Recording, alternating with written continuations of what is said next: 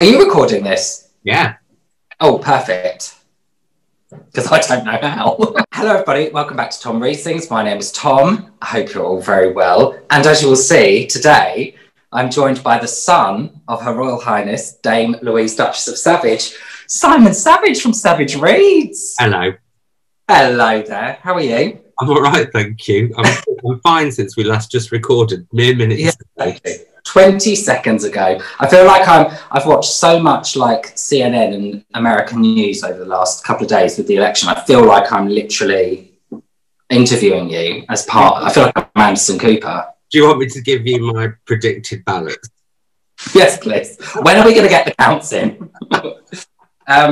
But we are here today to talk about, do our announcement videos for autumn book hibernation, which we've been talking about for ages. I'm really excited about it. We have, and we've moved around quite a bit because of me. Yeah, the new dates we are looking at are Saturday, the 21st of November to Sunday, the 29th of November. And we're going to be doing a couple of little bits and pieces along the way as we go, starting on the 21st of November, Saturday, 21st of November, with a bit of an Insta Live.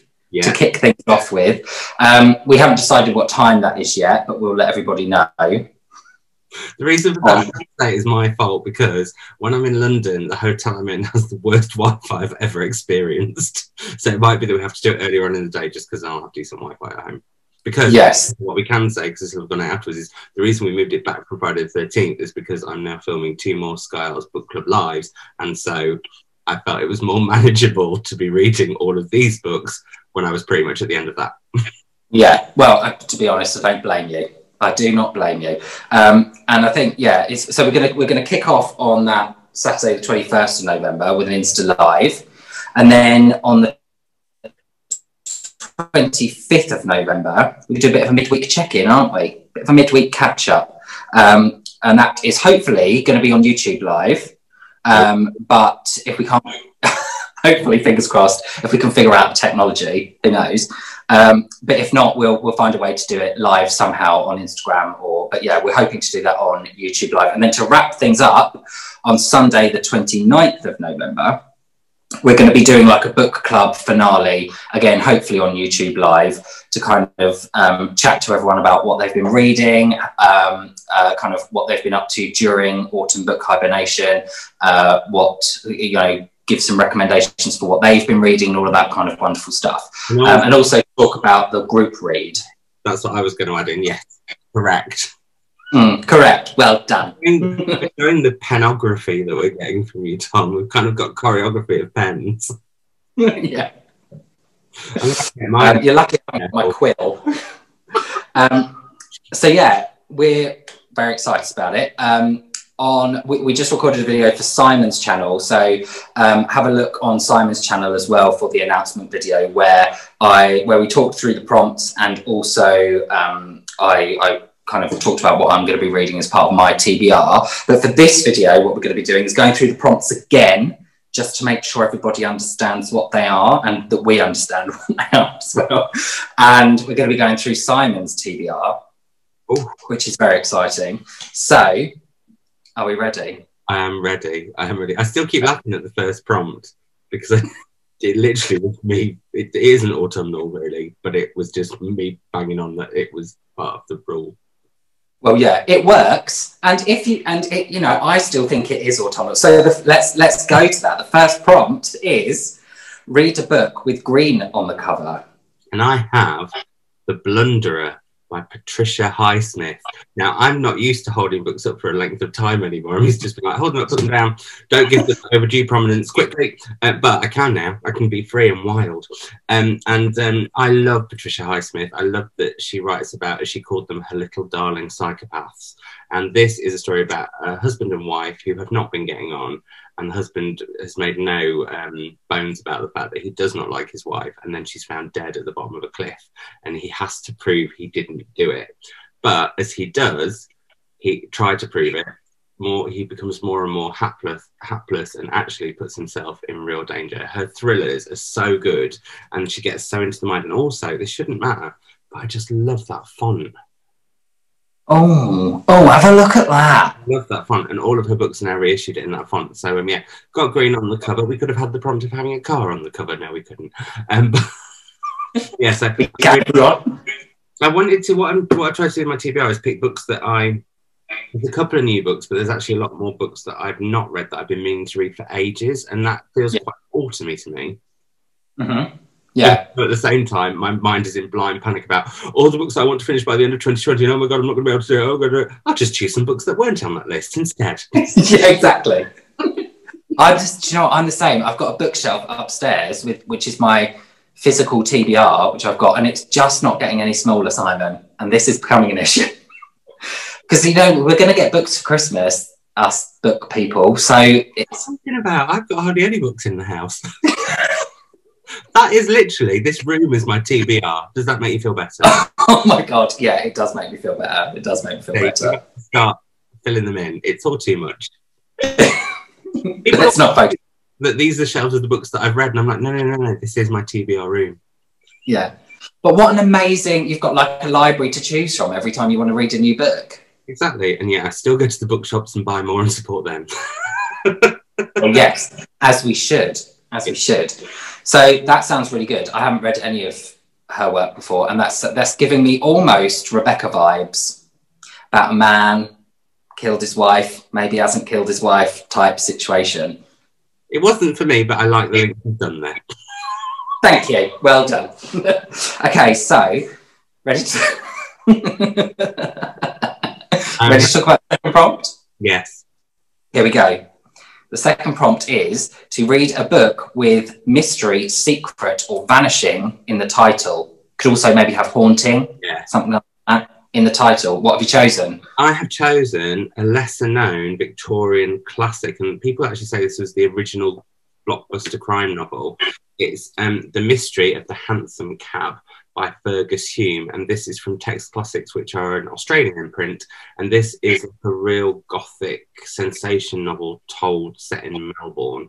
And I don't know anything about the story really at all, because all it's got on the back is sort of like quotes of how mysterious it is and how devilishly tricky it is, and that just sounds like just my kind of thing. And I do love Australian fiction. I don't read enough, and again, I know it shouldn't matter, but it does. Look at that fun. Oh, what a joyous fun.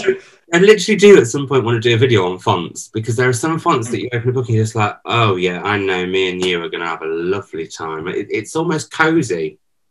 Sorry. Yeah.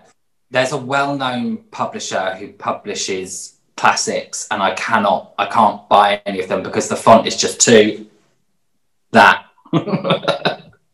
And I just can't do it. I just can't bring myself to do it. Talking about that book, though, that's really interesting, because I actually would like to read more 19th century literature from Australia.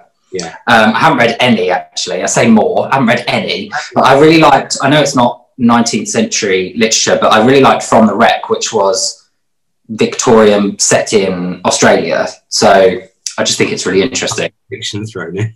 But I've just noticed, instantly I know that I'm going to love this, there's a character in here called Mother Guttersnipe. Hello. Hello. This is it's the chunkiest one that I've chosen. But okay.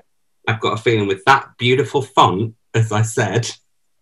And you're not going to want to put it down, not with that font. In fact, I might just read it now. Goodbye. Yeah, goodbye. Yeah, I'm done. Anyway, so yes, that's my book. Although I found that really hard. I've got loads of books that I could recommend, and I think we're both going to do a recommendations video for if you want to find different prompts and books within those prompts.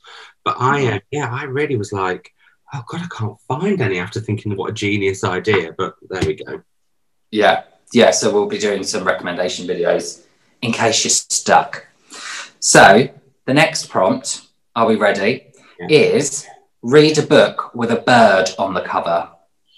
And I have chosen, and the bird is very tiny, but actually this could apply for the previous prompt if we're going with haunting, The Haunting of Alma Fielding by Kate Summersdale, which is a great non-fiction chunkster.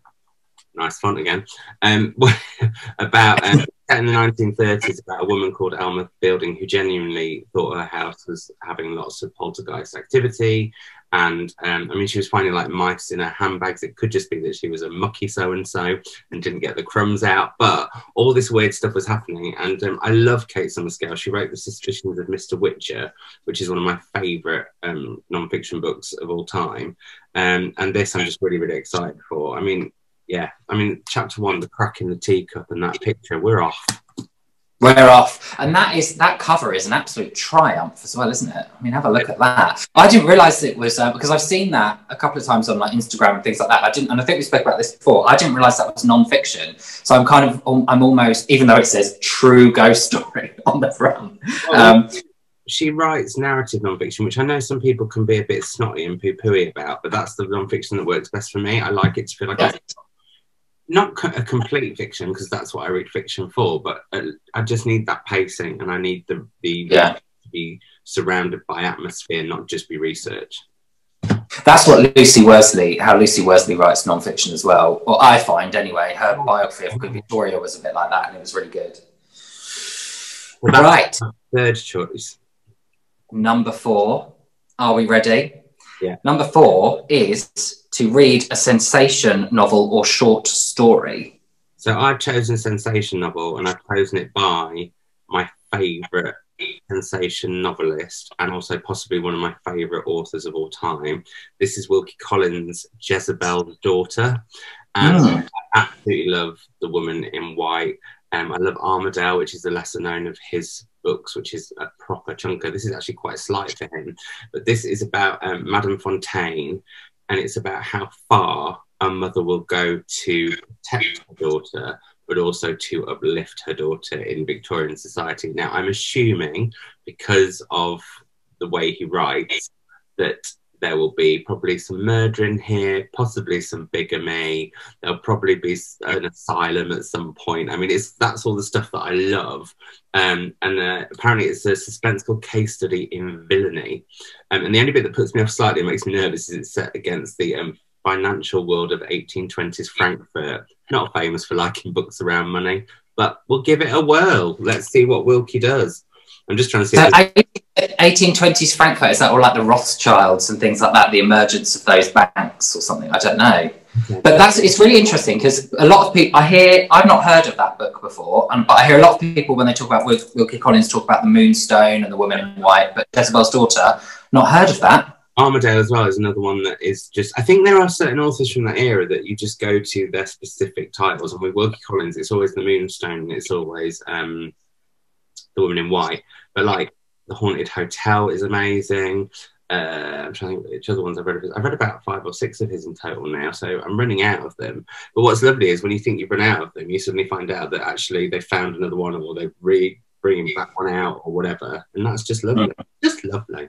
Well, I haven't read any Wilkie Collins.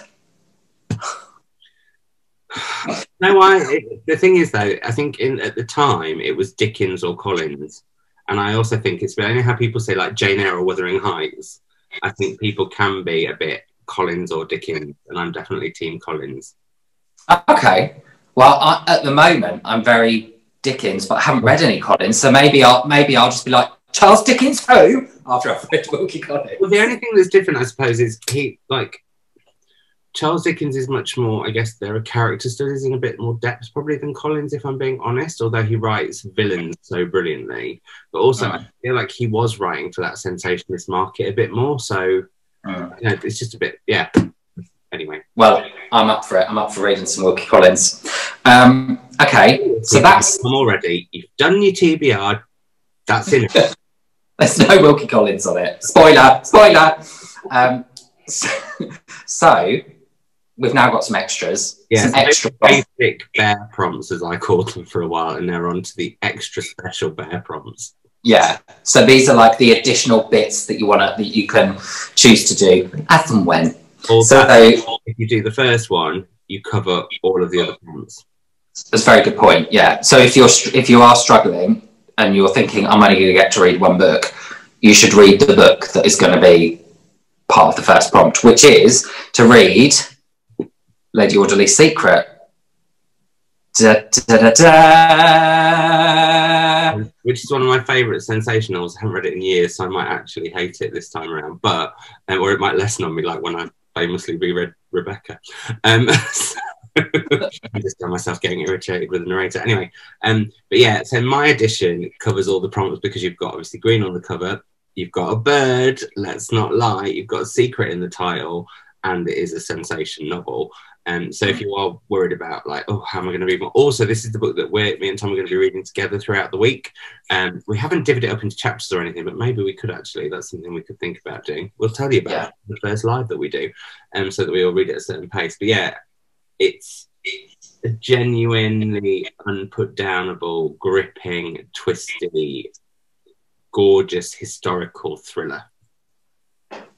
It's what we all need right now, isn't it? It's what we all need right now. We need something pacey. We need something that you know, where you just want to keep turning the pages. A page turner, I believe they call it. They do call it that. I will also say the font is quite nice, although the paper is a tiny bit thin.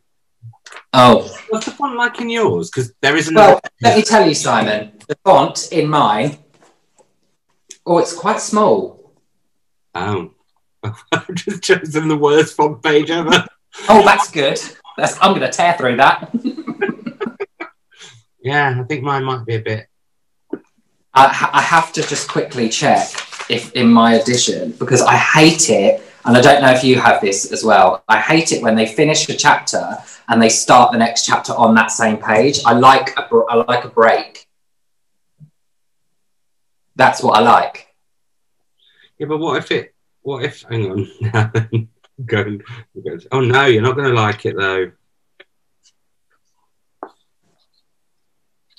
Oh. Yeah, that's all right. Okay. That's fine. Yeah.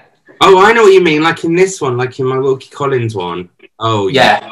Can't stand that. Dirty. Cannot stand that. Oxford University Press. What do you think you're playing at? How dare you? Sorry, but yeah. So that's like our group read, and you can join in with us. And if you read that, you've got all of the main prompts anyway. Yeah, you're done. So yeah, as you said, we're going to be talking about that on Sunday the 29th on YouTube or potentially Instagram Live, hopefully YouTube Live, and discussing that. The next extra little prompt is to read a sensational non-fiction or a true crime or short story book. So I've chosen this, and this is quite spooky because I didn't know what Tom was choosing, but we've chosen the same author but different books. So mine is The Covent Garden Ladies by Hallie Rubenhold. I read The Five last year and loved it. It was my favourite non-fiction book of the year. And this is the book that inspired the BBC series Harlots, which I've just started and I'm obsessed with. And basically it's in the 1750s and we meet the sex workers of Covent Garden. And yeah, that's all I need to know. I love the word. It's got titillating in blurb. I mean, that's one of my favourite words of all time. Like a bit of titillating. Yeah, so this I am very, very, very excited for. And just, yeah, it was one of those ones that I thought she had a new book out because I suddenly started seeing this everywhere. No, it's a reissue. But her next book, just to whet your appetite for a bit more Rubenhold, is going to be called Bad Women, and it's in which she tells the fascinating true stories of the women married to and associated with Dr. Crippen. Using such interesting voices from history. Yeah, I'm really, really looking forward to this. That's. Do we think that's going to be a little bit The Mermaid and Mrs. Hancocky? Because that's like a Georgian London sex worker romp type thing, isn't it? You always have to I just want to talk about it, Simon. I just want to talk about The Mermaid and Mrs. Hancock. You always have to get that book in somewhere, don't you? It might be. I don't know. I think so. And while we're here, let's talk about the binding. Moving on. Moving swiftly on. So the last, number 3 in the extras, in the little extra prompts, is to read a book with an autumnal cover. What have you got for us? I chose the book that's got sunlight in the title, but technically it's... But I think that looks autumnal. This is The Sunlight Pilgrims by Jenny Fagan. Now, it's set in November 2020, which is spooky because it was actually written quite a long time ago. It's slightly... dystopic, which again will be odd reading it now. But I also believe it looks at a young girl who I think is trans and her survivalist mother. So I know that Lauren of Lauren and the Books read this and really, really loved it. And we should say we were going to start on a Friday, but Cozy Reading Night is on that Friday and we didn't want to clash. So I'm going to probably start one of these during Cozy Reading Night. But yeah, that's not for now. But yeah, so that's all I know about it, but I'm very excited about it and I can't wait. And she's got a new book coming out next year. I love her writing. I read the Panopticon and loved it. Her next book is called Look and Booth and is about a house throughout decades and the secrets and dark, devious things people do in it, but also the ghosts they leave behind. And so by the time you get to the present day owners, all that ripple of darkness is sort of in the background. So very that's interesting. And it would be interesting to read a book set in November 2020, knowing what we do now about this crazy year. Yeah. Especially if it's dystopian. But she's predicted that the world is freezing over. Right. So, interesting. Cool. And I'd like to say that I planned that, but I actually didn't, because when I looked at the book, I was like, oh, it's set in November 2020. How bizarre. How apt. Wonderful. And so the kind of last little extra bit that we're doing is to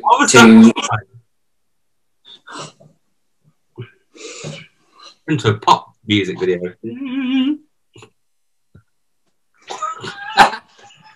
Oh my god, I've always wanted to be in a pop music video. That's Britney, isn't it, that? Anyway, the next prompt is to do a Britney Spears music video. No, the next prompt is to get on social media and to show us all your autumnal pictures and things using the hashtag autumn book hibernation. No, not autumn book hibernation. No. Is it? No, what is it? Autumn, but then hashtag book hibernation. Book hibernation. Yes. You add an autumn or you add a different season, it ruins the algorithm. Well, from what I don't know. So we want to see all your pictures of you, of all your kind of cozy pictures of what you're reading and stuff like that throughout autumn book hibernation from Saturday the 21st of November through to Sunday the 29th of November. Could be in front of a fire, could be with a nice cup of tea and some blankets.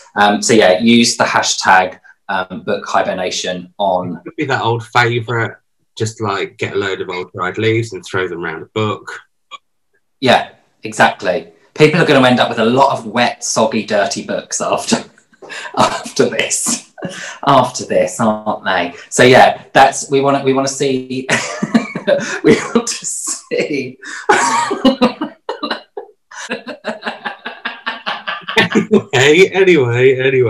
Anyway.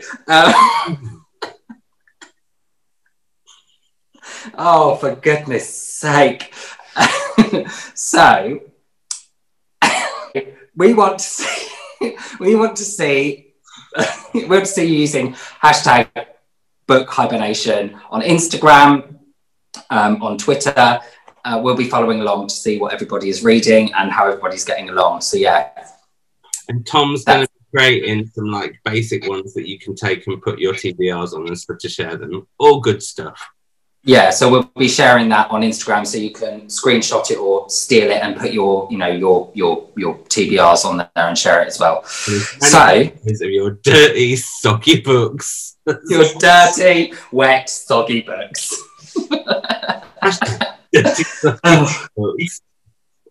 How did it descend into this? How? I didn't say those words. I believe you did. It was me. So yeah, just to recap, Autumn Book Hibernation is from Saturday the 21st of November, when we will be doing an Insta Live, and it will finish on Sunday the 29th of November with the book club finale on YouTube Live, and we'll have the midweek check-in on the 25th. Correct. It will be in the description box down below. Down in Tom's description box. Down below. And don't forget also to go over to Simon's channel to see what I'm going to be reading for my TBR and to get a refresh of those prompts. Thanks for joining me, Simon. It's been wonderful. Thank you for having me. It's been lovely. Welcome to Tom Reads This. So yes, we will see you. I will see you soon for another video. Thanks. Bye. Bye. Pictures of your soggy bum books. Let's have them.